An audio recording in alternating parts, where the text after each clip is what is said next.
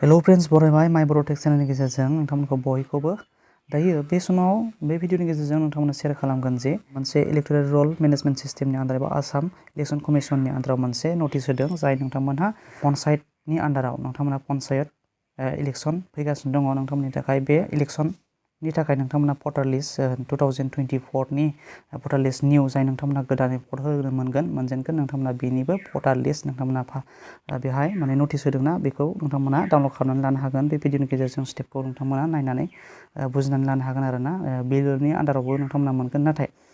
गाव गावनो नोंथांमोनहा मबाइल एबा एन्ड्रइडनि गेजेरजोंबो डाउनलड खालामनानै लानो हानाय जागोन बे भिडिअनि गेजेरजों नोंथांमोनहा स्टेपखौ मोननाय जागोन जाय नोंथांमोना बिटिआर रिजननि आन्दाराव बेहाय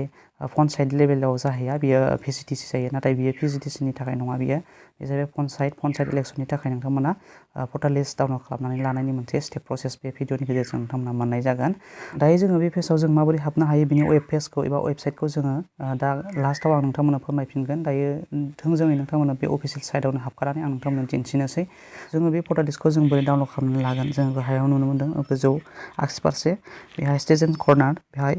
डाउनलड पिडिएफ इलेक्टोरेल रोल नोंथाङा बेबायदि नुनो मोन्दों नोंथाङा बेहाय क्लिक खालामनानै नोंथांनि भटार लिस्टखौ दिहुननानै लानो हानाय जागोन आरो जाय नोंथांमोना अलरेडि सिटिजेनशिप हिसाबै भट होनो मोनखाबाय सिगाङावनो नोंथांमोना भटार लिस्ट दंखायो नोंथांमोनाथ' बेवहाय इपिक नाम्बारनि गेजेरजोंबो डाउनलड खालामनानै लानो हानायनि सुबिदा दं बेवहाय नोंथांमोना भटार लिस्टखौ बिनिफ्राय जा भटार लिस्ट बे भटार लिस्टखौ नोंथांमोना डाउनलड खालामनायनि स्टेप प्रसेसखौ नायदो दायो डाउनलड पिडिएफ इलेक्टोरेल रोल बेहाय क्लिक खालामखांनायनि उनाव नोंथांमोना बेबायदि मोनसे इन्टारफेस फैगोन आरोना बेबायदि इन्टारफेस फैयोब्ला नोंथांमोना बेखौ स्टेप बाय स्टेप नोंथांमोना बेखौ एन्टार खालामनानै नोंथांमोना बारलांनो हागोन बेवहाय नुनो मोन्दों साब डिभिजन एबा डिस्ट्रिक्ट बेखौ सेलेक्ट खालामदो बेनिफ्राय मा होनना बुंदों बेवहाय कनस्टिटिउन्सि आरोना बेनिफ्राय मा जादों पन्चायत लेभेल बेनिफ्राय वार्ड नं बेनिफ्राय गाहायाव मा नुनो मोन्दों गाहायाव नुनो मोन्दों पुलिस स्टेसन बेहाय पुलिस स्टेसन आरोना बेखौ गासैखौबो मोनफ्रोमबो नोंथांमोना टिक मार्क खालामदो बेहाय नुनो मोन्दों बे गासैबो पन्चायत लेभेलनि आरोना बेहाय भिजिडिसि लेभेलनि जेबो बेवहाय डिस्ट्रिक्टआ बेहाय ओंखारखानाय नंखाया आरोना जेनेबा जायफोर बिथांमोना रिजियना बिटिआरनि आन्दारावखा बेहाय जेबो फैनाय नंखाया बेयो जाहैबाय पन्चायतनि थाखाय बेफोर गासैबो पन्चायतफोरावनो जोंहा पन्चायत इलेक्शन जानो फैगासिनो नालाय दायो बिनिनो बियो नटिफिकेसनमोन आरो बिनि आन्दाराव हाबनानै जोङो भटार लिस्टखौ जों डाउनलड खालामनानै लानाय जागोन दायो आङो जायखिजाया मोनसे बङाइगाव आं बेखौ सेलेक्ट खालामबाय जोङो बङाइगावनि आन्दाराव बिनिफ्राय बेहाय मा होनना बुंदों कनस्टिटिउन्सि बिनिफ्राय नै 1 नं धालिगाव बेखौ आं सेलेक्ट खालामबाय बिनि उनावहाय क्लिक खालामबावदो बिदिनो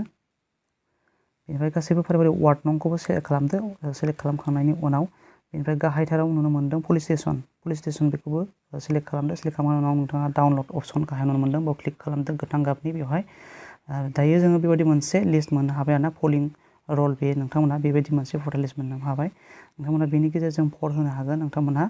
दायो नोंथांमोननि बेफोरबायदि भटार लिस्टखौ नोंथांमोना मोननो हाबाय बेहाय फट' ओमफ्राय नोंथांमोना इपिक नाम्बार नुनो मोन्दों बेबायदि टाइप थाबाय आरोना बेहाय फट' फैयाखै नोंथांमोना नुनो मोनबाय बेबायदिनो नोंथांमोना डाउनलड खालामनानै लानो हागोन बिनि अफिसियेल साइटखौ एबा वेबसाइटखौ आं नोंथांमोननो लास्ट भिडिअ जोबनाय फारसे नोंथांमोननो दिन्थिगोन नोंथांमोना भिडिअखौ जोबजासिम नाय आरो चेनेलाव गोदानबा साबस्क्राइब खालाम आरो शेयार खालाम लोगोफोरनो हाजासे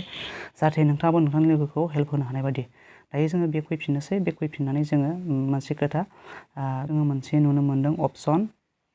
गाहायाव नुनो मोन्दों इपिक नाम्बार बेवहाय सार्च बाय इपिक नाम्बार भटार कार्डआव नोंथांमोना इपिक नाम्बार नुनो मोनो ना होमबा बे आइडिनि गेजेरजों नोंथांमोना बेजोंबो सार्च खालामनानै नोंथांनि भटार लिस्ट एबा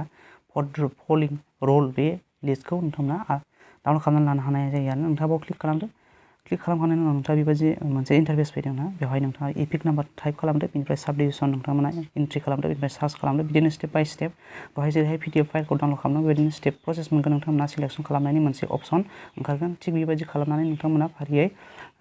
फाइनेलि मोनहैनो हानाय जागोन आरो अब्ला लोगोफोर जों दायो नायनोसै माबायदि वेबसाइटनि गेजेरजों जों बेखौ सार्च खालामनानै बे इन्टारफेसाव हाबनो हानाय जायो जोङो बेक खालामनानै जोङो क्रमआव फैबाय आरोना जिखुनु जा नोंथाङा ब्राउजार मोनसे लानो हागोन जिखुनु जा आङो दायो गुगोलखौ लाबाय बिनिफ्राय नोंथाङा मोनसे टाइप खालाम जे ERMSSEC बेबायदि नोंथाङा टाइप खालामनानै सार्च खालामदो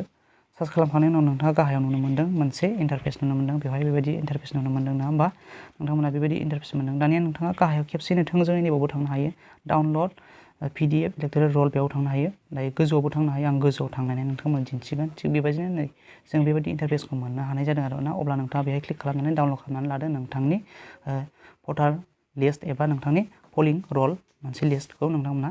डाउनलड खालामनानै लानो हानाय जागोन अब्ला लोगोफोर भिडिअ बेखिनिसै thank you for watching bye bye उननि भिडिअआव नोंथांमोनखौ लोगो मोनफिनगोन